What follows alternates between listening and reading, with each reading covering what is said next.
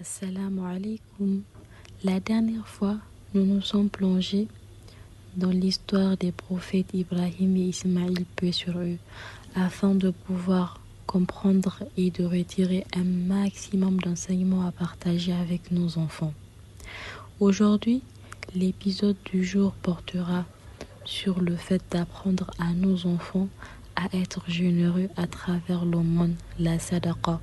Et avant de commencer, comme d'habitude, nous allons formuler une dua. Rabbi shrah li sadri wa yassir li amri wahlul uqdatan min lisani yafqahu qawli. La sadaqa ou l'aumône signifie œuvre généreuse. L'islam recommande aux musulmans d'agir en permanence en faisant le bien envers les nécessiteux, non seulement par le don de soi, mais aussi par le don de leurs biens. Allah subhanahu wa ta'ala dit dans la sourate Ar-Rum, verset 39, « Tout ce que vous donnerez à usure pour augmenter vos biens, aux dépens des biens d'autrui, ne les accroît pas auprès d'Allah. Mais ce que vous donnez comme aumône, tout en cherchant la face d'Allah, ceux-là verront leur récompense multipliée. » La sadaqa ne se limite pas seulement à l'argent. Transmettre son savoir à autrui, donner des conseils sincères ou apporter son aide à une personne peuvent être considérés comme une sadaqa. En islam, le simple fait de saluer un frère est perçu comme une forme de don. Faire une sadaqa peut changer l'état de votre cœur, le rendre plus sincère et attentif aux actes de bienveillance. La sadaqa permet également de donner sans rien attendre en retour, car vous savez qu'Allah subhanahu wa ta'ala vous en récompensera. Aussi, notre aumône peut avoir un réel impact, même après la mort, comme évoqué dans le hadith suivant. Lorsqu'une personne décède, ses actions prennent fin, à l'exception de 3, une aumône continue.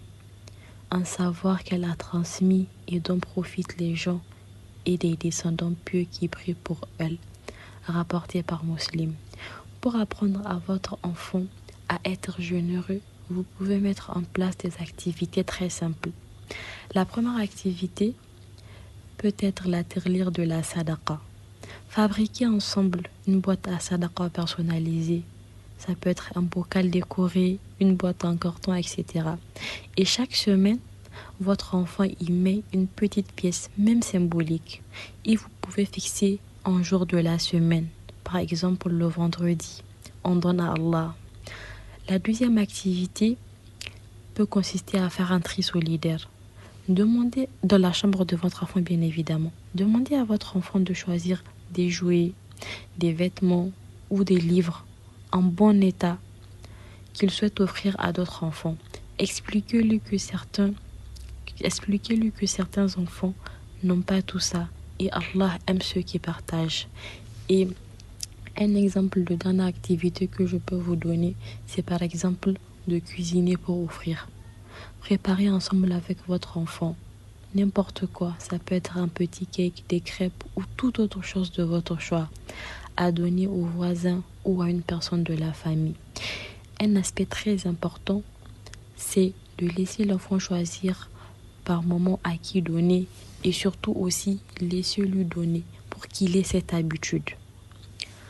Pour aller plus loin dans l'apprentissage, nous vous conseillons le livre Allah aide-moi à. Ce livre aborde des sujets de manière simple et compréhensible pour vos enfants. Il répond à des questions qu'ils peuvent se poser sur leur relation avec Allah. Il les guide aussi vers des attitudes nobles et des comportements bienveillants.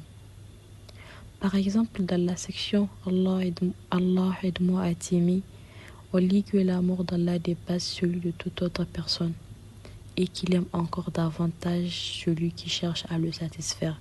C'est un message apaisant qui touche autant l'enfant que le lecteur adulte. Les thématiques sont variées et bien ancrées dans la vie quotidienne, comme par exemple comment aimer le prophète sallallahu alayhi wa sallam, apprendre avec sincérité, se montrer utile, bien occuper son temps ou encore partager avec les autres. Ces sujets sont traités avec bienveillance, dans un langage adapté à la compréhension des plus jeunes. De plus, chaque section se termine par une invocation pour ancrer les enseignements dans le cœur de l'enfant. Et c'est ainsi que s'achève notre épisode du jour, en espérant qu'il vous aura été utile.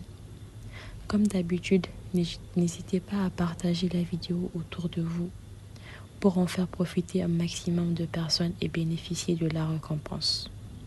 Je vous dis à la prochaine fois, Inch'Allah, et en attendant, je vous confie à Allah le Tout-Puissant.